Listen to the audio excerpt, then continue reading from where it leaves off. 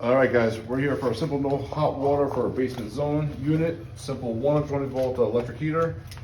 So first thing we're going to do is check the power. This one's a single element, so it's pretty simple. One element, one thermostat. Put that in the perfect spot. Oh, jeez, look at this one, man. Why don't you test it the old way we used to test it? Finger? With Yeah. your finger? Yeah. Remember those days?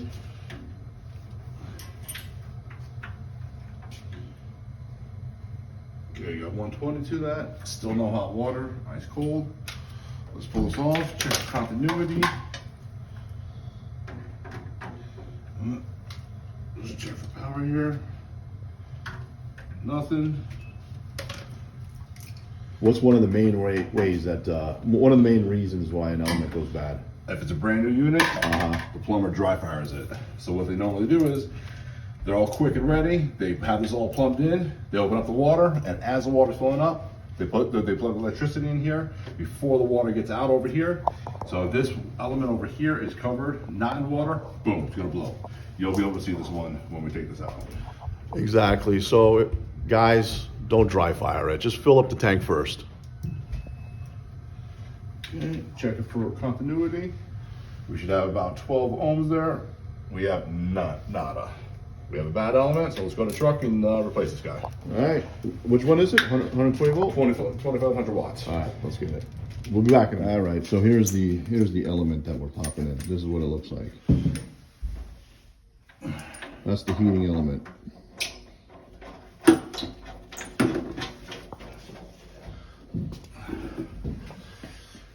right, one valve here. Luckily we had two valves, one on the cold, one on the hot. We're gonna show you how to catch this on the fly. And the on the fly means while the tank is full of water.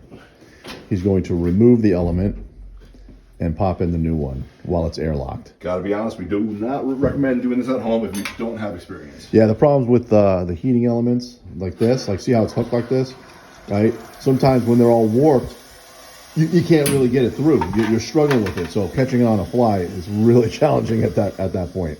And that valve's not holding. And the valve's not holding. That's even better.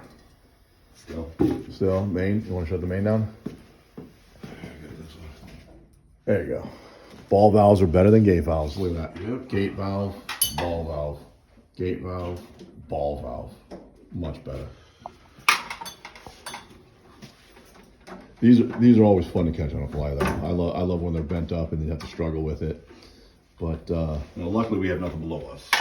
yeah, nothing below us. You can't, it's a basement, so really there's no real emergency if you can't catch it on the fly, but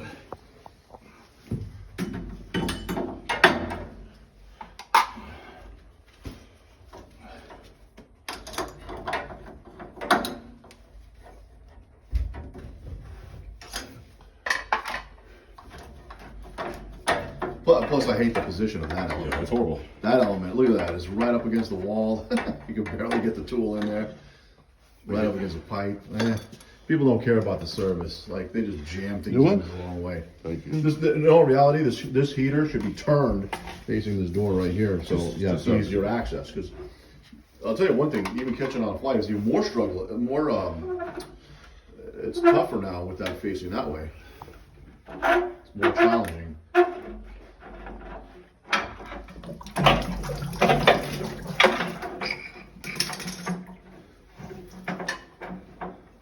And that's it. It was airlocked.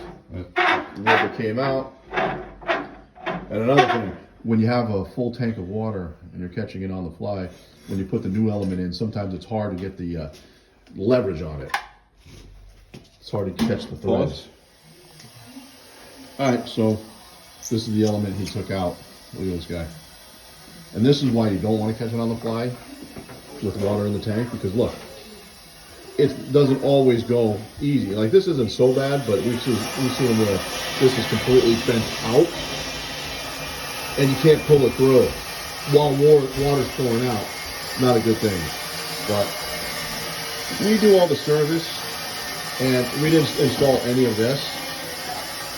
But I just want to show you guys. Look at some of this piping work here.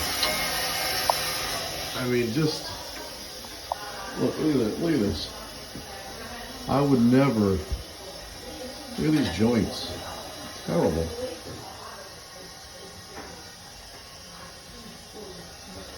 Terrible.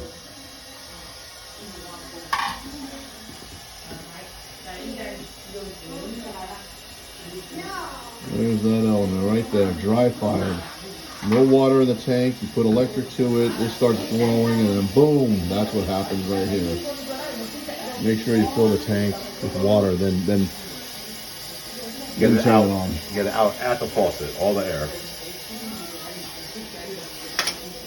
So what he means by that is fill the tank like he's filling right now. Let the tank fill up, and then you go to any faucet, either a lav faucet or a bathroom faucet, just get all that air out where it's, you know, it becomes a steady stream of water. Once you get a steady stream of water, you know, the heater's filled, the lines are filled, and then you fire it off. That means you won't have a dry fire like this.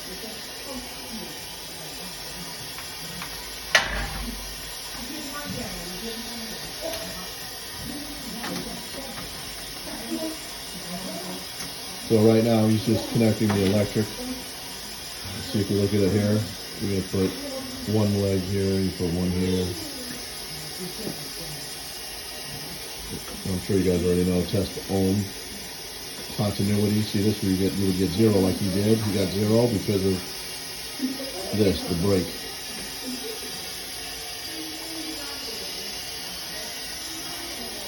And if you're gonna install a heater, an electric heater, I mean, here's the doorway. Why wouldn't you just face the element? Why wouldn't you just face it out here? Face it this way, so you pull the element out. Look. Just put an element.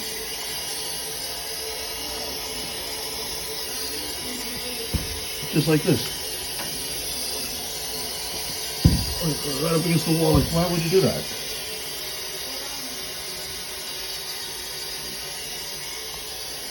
You see these all the time. They just pin it right towards the wall. It makes no sense.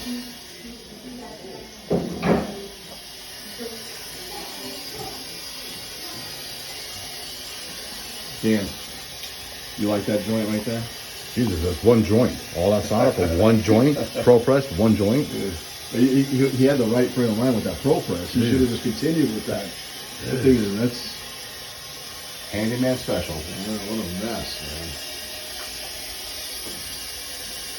I just hate boiler rooms like this. Like, you got all the space to make all this piping nice and straight. You know, sweat joints, it could be nice and tight instead of having all those tips. Like, I don't know. I don't get it.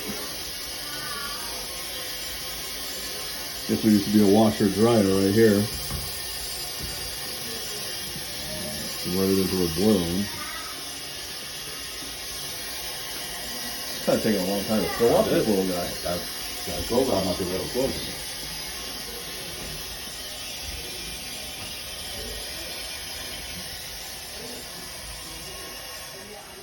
Doing something.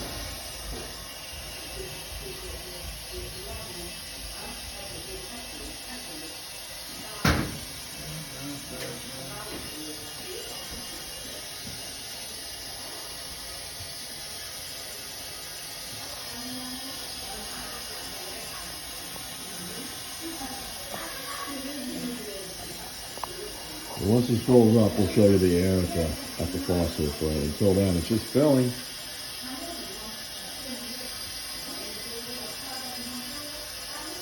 Seems like we're filling like a 100-gallon tank here. So we're still draining, still filling, sorry. And then here's what happens. So now the water's getting through the tank, coming up through the hot water lines, you're getting all the air out.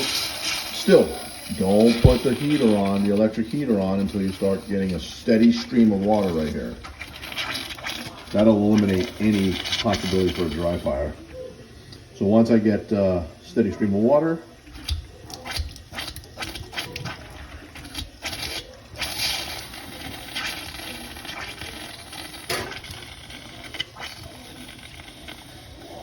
not yet. I'll tell you, this is taking forever to fill.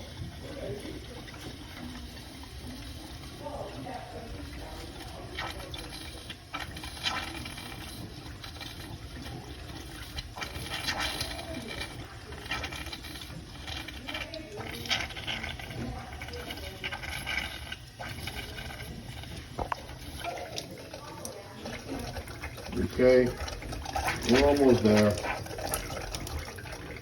Cleaning out all the air.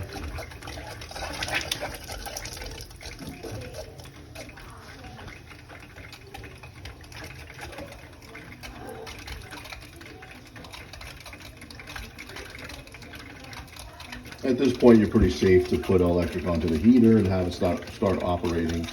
You bled out all the air. You got a steady stream of water coming out. All right, close that up. You get some little bit of air in there. Not enough to make a dry fire, so we'll go ahead and start the heater. All right, Dan, we're ready. It's all out. It's all the way out. No air. No air.